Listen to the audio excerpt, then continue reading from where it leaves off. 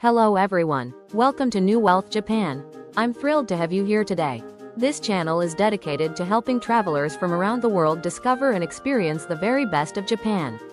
From ancient temples and historic castles that have stood for centuries, to the vibrant world of anime, unique Japanese souvenirs, and incredible cuisine that will tantalize your taste buds, we cover it all. Japan is a country where tradition meets innovation, where you can enjoy a traditional tea ceremony in the morning and explore cutting-edge technology districts in the afternoon. It's this beautiful contrast that makes Japan so fascinating. We're passionate about sharing hidden gems, travel tips, and cultural insights that will make your Japanese adventure unforgettable. Whether you're planning your first trip or you're a seasoned Japan traveler, we've got something special for you. I'm truly grateful that so many people from all corners of the world share this passion for Japanese culture with us. Your enthusiasm and curiosity inspire every video we create. So sit back, relax, and let's explore Japan together. Let's get started. Today, we're diving into the life of Hirao Rosen, an artist who made it his mission to document a world that was, quite literally, disappearing before his very eyes. So I want you to just picture this for a second. You're living through a time of massive world-altering change. Your entire way of life is on the verge of vanishing. Well, back in 19th century Japan, one artist, Hirao Rosen, decided he had to capture it all. Not just the world people saw every day, but also the one they couldn't. So first up, let's try to see the world through his eyes. Let's dig into where he came from and the deep, deep connection he had to his homeland. So who was this guy? Hirao Rosen wasn't born into some elite family. He was the son of a fish vendor way up in the remote northern domain of Tsugaru. But his talent was just undeniable, right from the start. They actually called him the child artist. And get this, at just 8 years old, he climbs this massive mountain, Mount Iwaki, and when he gets back home, he sketches the entire thing perfectly from memory. It just blew everyone away. And that level of commitment, that was his whole life. When he turned 30, he made a pretty radical choice. He gave up his entire inheritance. He passed his rights as the eldest son to his younger brother so he could dedicate himself 100% to his art.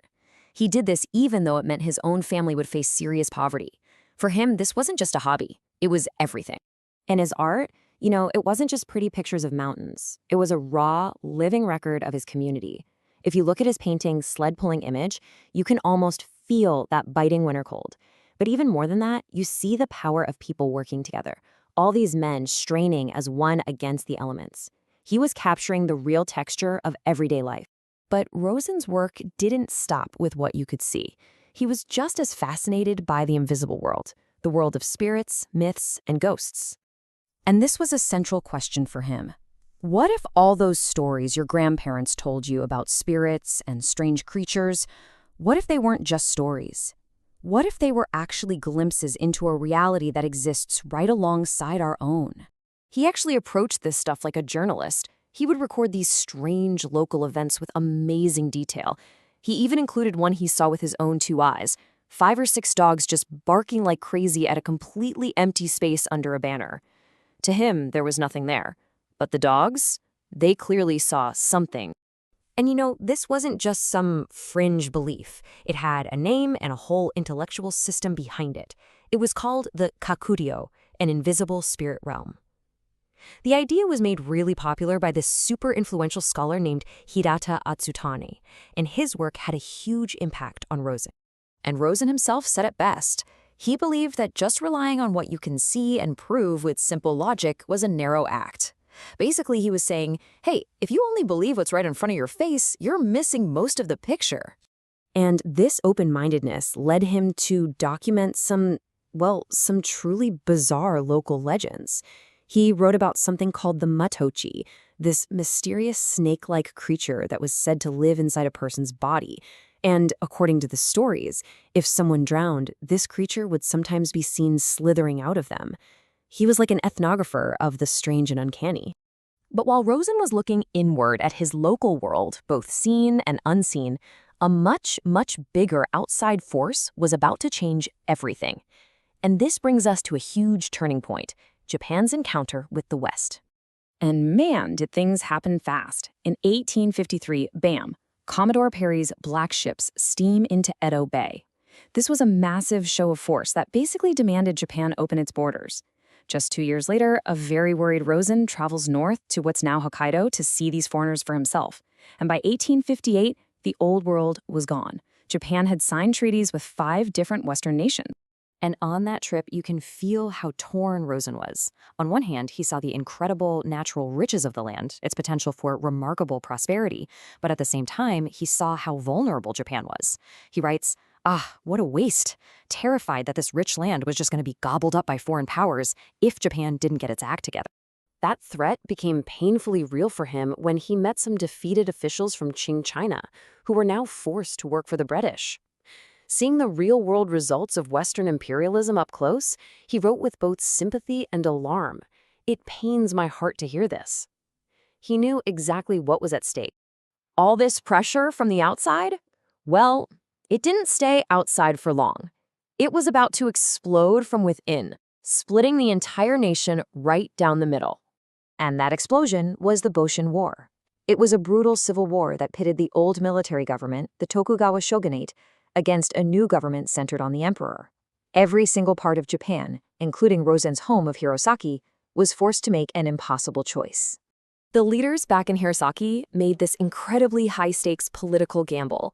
Right in the middle of the war, they switched sides. They abandoned centuries of loyalty to the shogunate to back the imperial cause. It was a move that ultimately saved their domain from being destroyed, but a lot of people saw it as a terrible betrayal. And the human cost of all this was just immense. There was a 25-year-old scholar samurai named Yamada Yonoshen who followed the same Hirata teachings as Rosen. He died fighting for his cause. Before his very last battle, he tied this farewell poem to his armor. It was a plea to the wind of his homeland not to blow him back, not to let him retreat from his duty.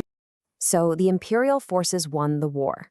A new era, what was supposed to be a new dawn, began. But as we're about to see, the reality was a lot more complicated than the dream. That victory kicked off the Meiji Restoration, this period of insane, rapid modernization. But that vision that men like Yamada had died for, a Japan reborn through its ancient spiritual traditions, that version of the new dawn was pretty quickly pushed aside. The new leaders were way more interested in Western tech than in the Kakuryuryo. And you can just feel the disillusionment in Rosen's words. Just a couple years after the war ended, he wrote this letter basically mourning that traditional imperial studies were in decline, while everyone was rushing toward Western studies. He felt like the new Japan was losing its soul. So what do you do when you can't change the direction of an entire nation?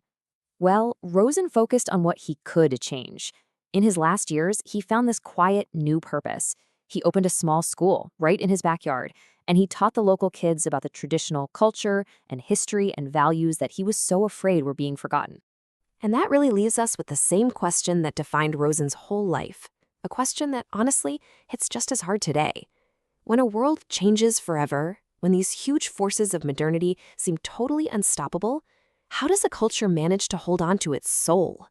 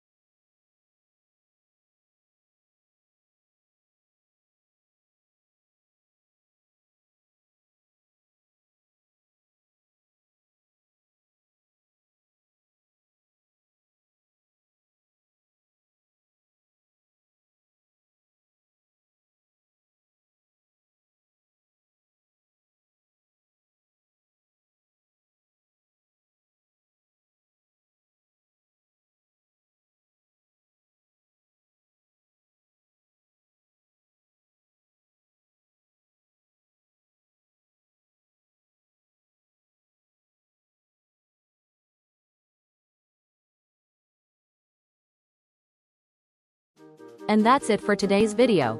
I hope you enjoyed exploring this part of Japan with us. If you found this video helpful or entertaining, please give it a thumbs up. It really helps us reach more travelers like you who love Japan. And here's the most important part. If you haven't already, please subscribe to New Wealth Japan and hit that notification bell. By turning on notifications, you'll be the first to know whenever we upload a new video. We post new content regularly, featuring different destinations, food experiences, and cultural insights across Japan, so you won't want to miss out. Now, we'd love to hear from you. Do you have any questions about what we covered today? Is there a specific place in Japan you'd like us to feature in an upcoming video? Maybe a particular Japanese dish you're curious about, or a cultural tradition you want to learn more about? Please share your thoughts, questions, and suggestions in the comments below. We read every single comment, and your feedback helps shape our future content. Also, if you've been to Japan before, we'd love to hear about your experiences. Share your favorite memories or travel tips with our community. Let's learn from each other. Thank you so much for watching and for being part of our New Wealth Japan family. Your support means the world to us. Until next time, safe travels, and see you in the next video. Sayonara.